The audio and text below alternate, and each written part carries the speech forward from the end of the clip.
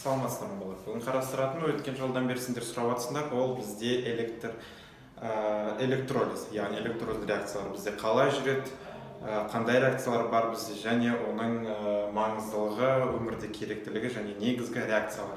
Электролиз бізде екіге бөлінеді, яғни біріншісі сол ерітінділердің электролизі, екіншісі сол бізде балқыманың электролизі. Қазір біз осы екеуін қарастырайық. Ең бірінші бізге түсініп алу керек, тұздардың электролизін қарастырған кезде ерітінді десе, ол жерде бізде тұз болады, және оның қасында міндетті түрде су болады, яғни H2O.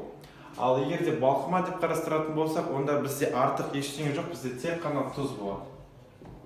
Яғни балқыма дегеніміз қалай түсінеміз? Яғни кәдімгі үйдегі ас тұзын алып, біз балқытатын болсақ, біз сол ас тұзының балқымасын аламыз. Яғни ол жерде бізде ас тұзына былайша кедергі келтіретін ешкім болмайды. Тек қана бізде натрий хлор ғана болады. Бірінші біз қарастырып алайық ерітіндінің электролизін. Ерітіндінің электролизі бізде бірнеше ереже бар. Яғни бізде негізгі тұзымыз, мысалы сол натрий хлорды қарастыратын болсақ, кез келген тұз бізде ол металлдың катионынан және қышқыл қалдығынан немесе анионнан тұрады. Және осы жерде электролизді жүргізген кезде бізде мына катионға байланысты ереже бар. Ерітіндіде тұзды электр тоғын өткізген кезде бізде металдар бойынша ала аламыз тек қана кернеу қатарындағы сутектен кейін орналасқандарды. Яғни мыс, аргентум, алтын, платина деген сияқты элементтерді қана біз ерітіндісінен ол металдарды алуымызға болады. Ал егер де оған дейін орналасқан металдар болатын болса, мысалға литий, калий, натрий, темір деген сияқты немесе басқа да барлық элементтер сутекке дейін орналасқан кернеу қатары бойынша.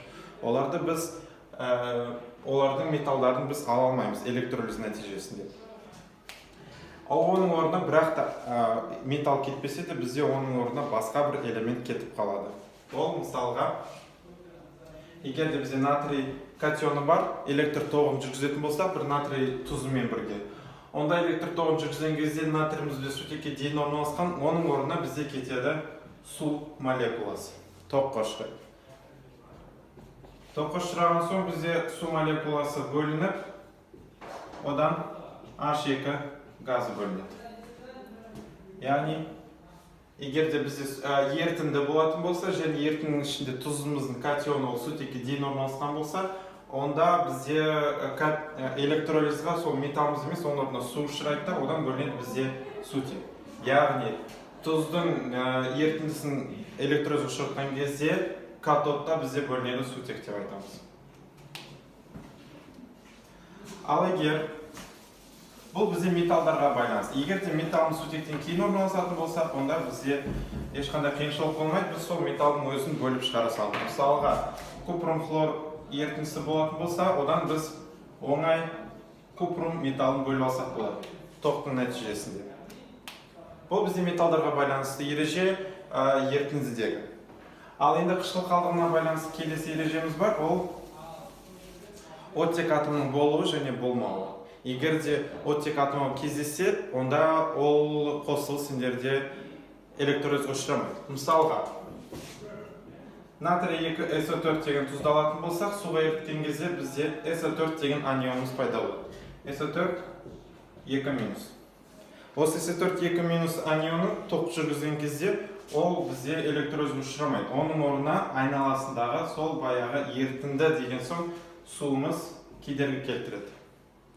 Судан бізден O2 пайда болады да, қалған сутегіміз SO4-пен қосылып, бізде H2SO4 қышқылымыз пайда болады. Яғни біз айтамыз, анионымыз ол анодқа тартылады, сәйкесінше анодта бізде түзіледі O2 газы. Егер де бізде қышқыл қалдығының құрамында оттек бар болса. Ал егер қышқыл қалдығында бізде оттек болмаса, мысалға хлор 2, фтор 2 деген сияқты заттар, немесе күкірт, олардың өзі түзіледі. Бұл бізде ерітінділерге байланысты ереже. Ал балқыма туралы сөйлесетін болсақ, балқымада бізде бағанағындай электролизімізге кедергі келтіретін судың молекулалары болмайды. Бізде тек қана өзіміз затымыз ғана. Мысалы, сол бағанағы ас тұзын қарастыратын болсақ, натрий хлор балқымасы 700 градус шамалас 700 градуста біз натрий хлордың балқымасын алсақ болады. Осы жерде электр тоғын жүргізген кезде бізде таза натрий металы мен хлор 2 газын аламыз. Яғни балқымада бізде ешқандай ереже жұмыс істемейді. Кез келген сутекке дейінде кейінде орналасқан металдардың барлығын алсақ болады балқымада. Ал қышқыл қалдығы туралы сол егерде оттегі жоқ болса ол өзі бөлінеді, мысалы хлор 2 деген сияқты. Ал егер оттегі бар бір қышқыл қалдығы болатын болса, жаңағы SO4-іміз қарастырайық. Ол кезде бізден SO3 пен O2 газдар пайда болады.